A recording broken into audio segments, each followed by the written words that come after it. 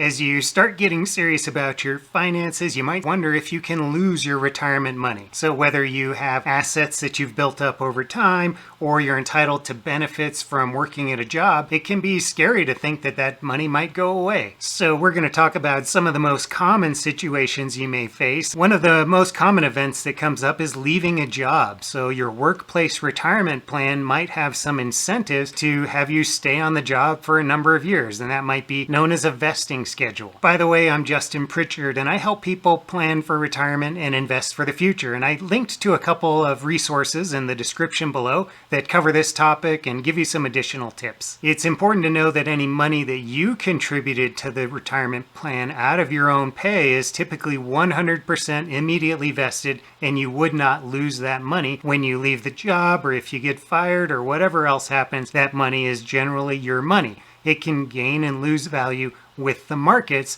but you should be 100% vested in that money. But what if you're not 100% vested? A 401k plan often uses a 6-year vesting schedule. So that means after 6 years of service, you are fully 100% vested in any money that the employer put in on top of any money that you might have put in. Now, it's important to look up and understand what exactly a year of service is, because that can be more complicated than you might expect. The way that standard vesting schedule works is that after your first year, you are not vested, or you're 0% vested, and then you get 20% for each subsequent year. As a result, after the next 5 years, you become 100% vested. But let's say you're only 40% vested. Let's say you only worked for 3 years and you have $10,000 in there. Well, what would happen, and again, this is employer money, not your own money. What would happen is, of that $10,000 of employer money, you would only get to take 40% or $4,000.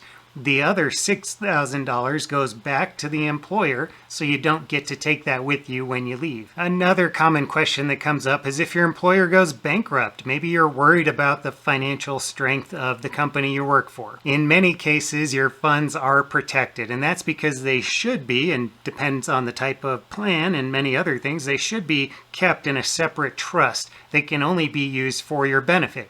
In other words, that money is not available to the employer to pay the light bill or loan payments or whatever else might come up. It is your money as a retirement plan participant, and it should often be kept separate. Then, if your employer goes out of business, there are plan administrators and record keepers and others who can help you get that money and eventually do something else with it. Now, that applies to 401k plans, for example, but there are other types of retirement plans out there, and some employers who just don't do things the right way. One notable example is a non-qualified deferred compensation plan, also known as a 457F in some cases, and those are subject to creditor risk. In other words, for the plan to work, it has to be part of the company's general assets, and in those cases, you could potentially lose money that you expected to get down the road. Most workers don't have that type of plan. It is typically for executives or key personnel, so a lot of people don't have to worry about that.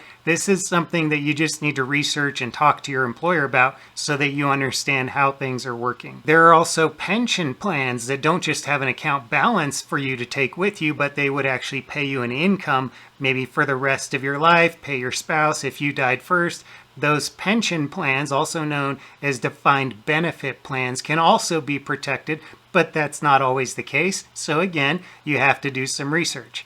The Pension Benefit Guaranty Corporation is a government agency that backs many of these pensions, but there are some limits on how much the PBGC will pay out. So if you have a particularly high pension income, you might not get all of it if your company goes belly up. What about investment losses? This is really one of the biggest risks of losing your retirement money for most people. If your money is invested in something that loses value in a market crash, for example, then you can certainly suffer steep losses, and those might not recover by the time you retire or ever. That's why it's important to invest wisely and to know that you are taking some risks and take appropriate risks. Everything has pros and cons in the financial world, and that includes financial products that can limit your risks. So there are certain things that can prevent losses or can buffer this or zig and zag when something else is happening. And again, there are always pros and cons to using those strategies. So make sure you understand some of the pitfalls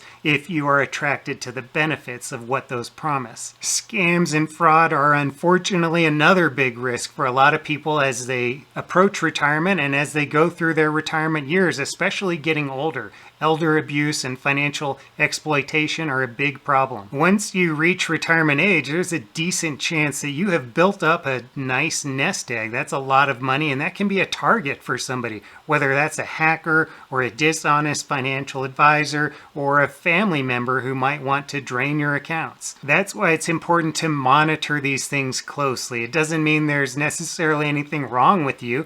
It's just that hackers are good at what they do. Con artists are good at what they do. And again, you have a very attractive target. When it comes to financial advisors, it's often a good idea to make sure that you're not making checks out to the financial advisor personally. Hopefully that's going to a reputable investment firm, one of the big name custodians, for example. Just be very cautious about writing checks directly to any person. And that goes for the person's firm as well if they have an asset management firm. Doesn't mean you should never do it, but you should be very careful if you are going to do it. You can also work with financial advisors who don't manage your money, so you don't even need to hand over assets or give them your social security number or your account numbers or anything like that. You can just get advice from them, have them give you guidance, do calculations, that sort of thing, and that way you have a lot less risk if you work with a financial advisor that way. When it comes to hackers, you have to be very careful about what information you share, what you click, and all that,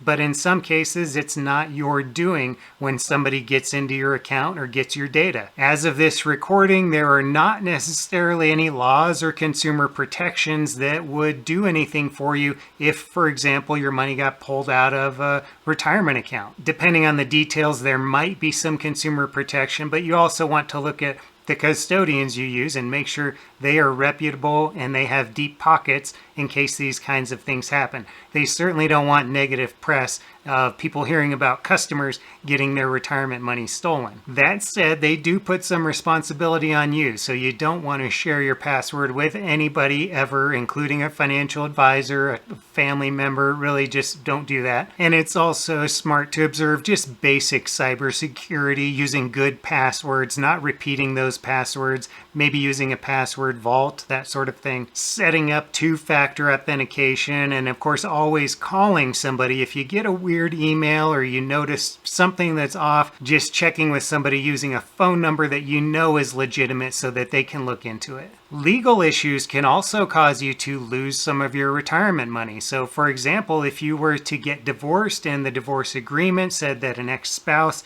gets a portion of your assets, that is something that might result in you ending up with less than you might have planned. Naturally, that's something that you need to speak with your attorney about, and there may be some room for negotiation depending on how you want things to unfold. Other lawsuits or bankruptcy or other legal proceedings can also lead to potential losses, but be aware that in retirement accounts, there are often some state and possibly even federal protections that limit what your creditors have access to. This is where you really need to speak with an attorney who's licensed in your state and who's familiar with the types of issues you're facing, whether it's bankruptcy or you're getting sued for something. Then there's the question of taxes. So while you don't necessarily lose that money, you end up with less that's available to spend. For example, if you have an account with $100,000 and it's all pre-tax money, you can't necessarily spend that full $100,000. You need to budget for some of that to go to the IRS, let's say.